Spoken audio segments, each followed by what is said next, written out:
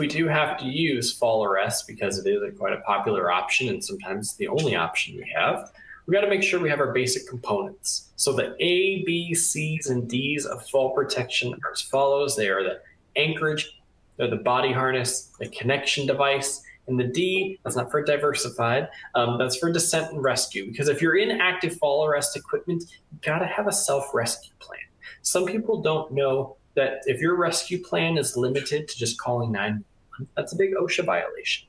If you have people in fall arrest equipment, you have to have means of self-rescue as the employer. So that means either a scissor lift, a ladder, a rope descent system. It doesn't have to be really complicated. It just has to be something that will get the pressure off that person's feet so they're no longer suspended, gets them to ground, and medical care as soon as possible.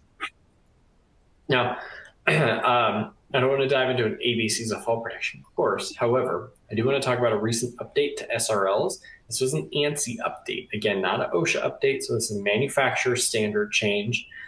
As of August 2023, SRL manufacturers cannot manufacture the old standard. They have to classify SRLs as either a class 1 or a class 2 SRL, or SRD as self-retracting devices, self-retracting lifelines, sometimes called yo-yos, whatever you call them.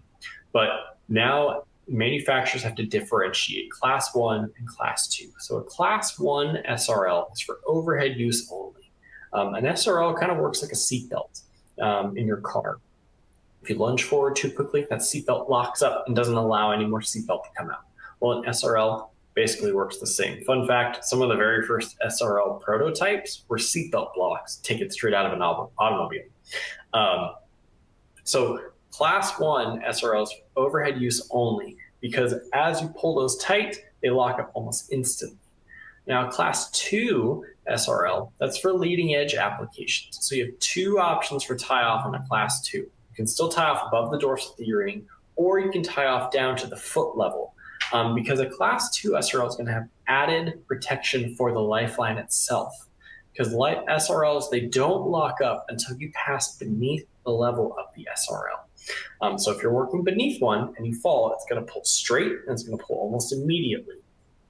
But if you're working above your SRL, it's tied off at your foot level. So you're on the rooftop of a building. There's no structure above to have an anchor point. Then you need to fall beneath the level of that SRL, and then it will lock up. And that additional shock pack, you can see one on this SRL, this blue DBI unit has this orange shock pack in between the snap hook and the SRL.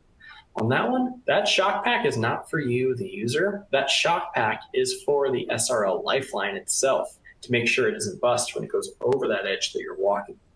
So if you have workers that are tying off at foot level or anywhere beneath the dorsal D-ring, they have to be using class 2 SRLs.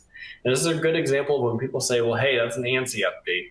OSHA doesn't require that.